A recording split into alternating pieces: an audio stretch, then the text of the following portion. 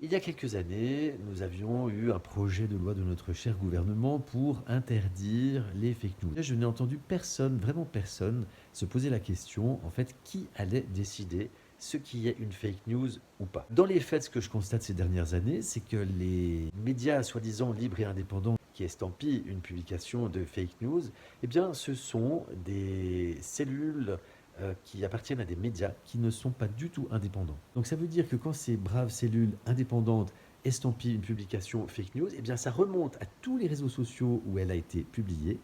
Et avec cette indication que c'est une fake news, l'administrateur est menacé, les visiteurs du site ont comme information attention, ceci est une fake news. Donc en fait, on est en train de dicter aux gens ce qu'ils doivent penser. Quand ce n'est pas un comité pluridisciplinaire, comme ça devrait être le cas pour un comité d'éthique par exemple, eh bien c'est du totalitarisme en fait.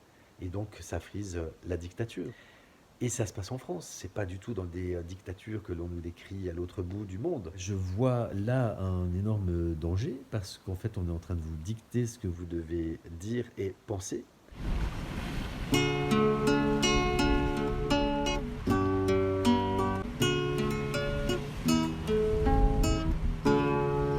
Les petits pas sages. Passage.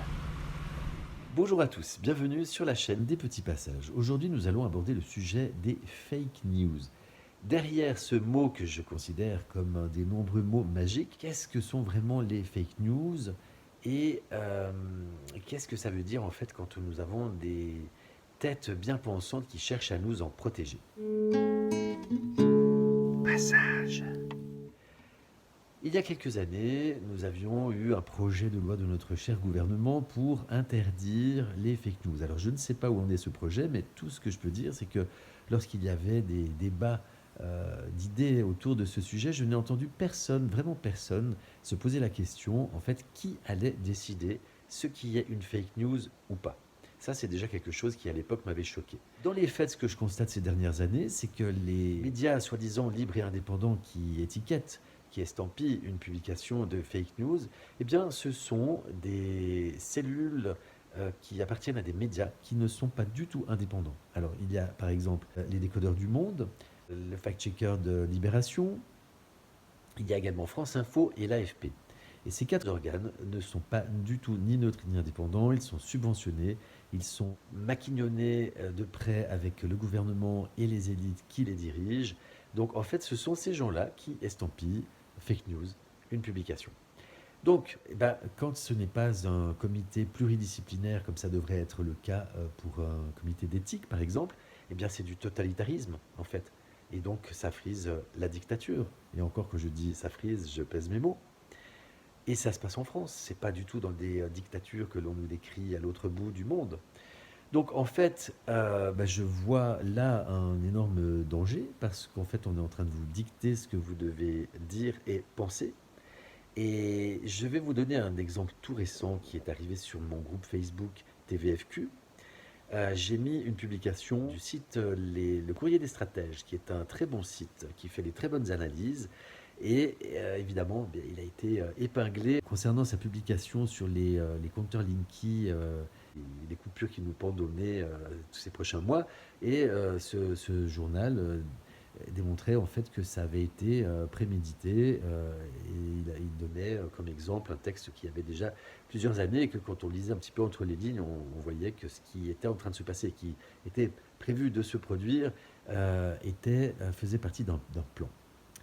Ce que personnellement je mets assez haut dans mon probabilitomètre, et cette publication, je l'ai mise donc sur le groupe et elle a été estampillée par un des nombreux médias indépendants, indépendant entre guillemets, comme fake news. Eh bien, ça a eu comme conséquence que moi, en tant qu'administrateur du groupe, je vois un avertissement comme quoi j'ai publié une fake news, que cette fake news avait été décrétée fake news par un média indépendant.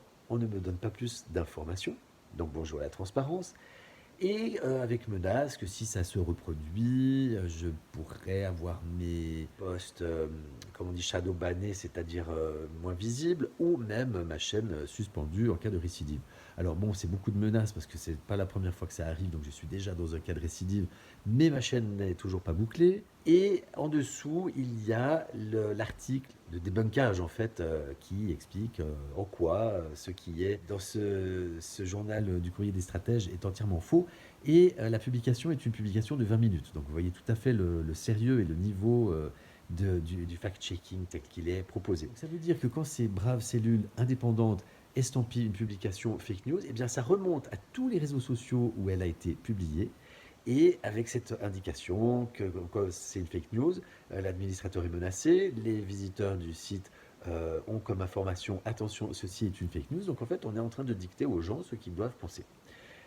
Voilà où on en est en 2022 en France. J'ai profité de ce petit exemple très réel et concret pour faire la vidéo.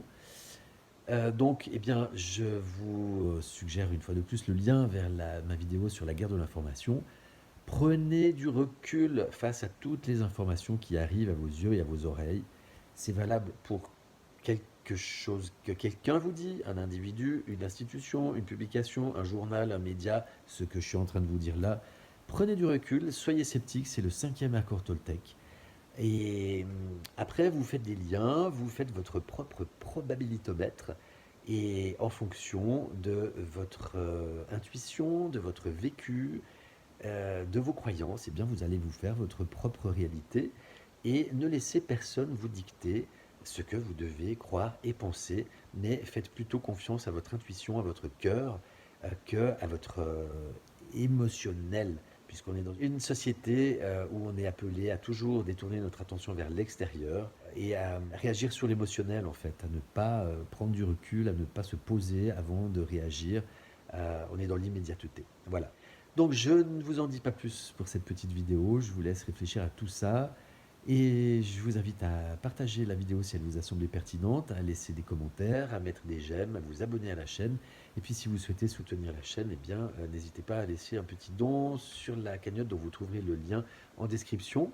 J'en profite pour préciser que les publicités que vous voyez avant certaines de mes vidéos, qui sont les plus vues, sont imposées par YouTube, je ne touche absolument rien dessus.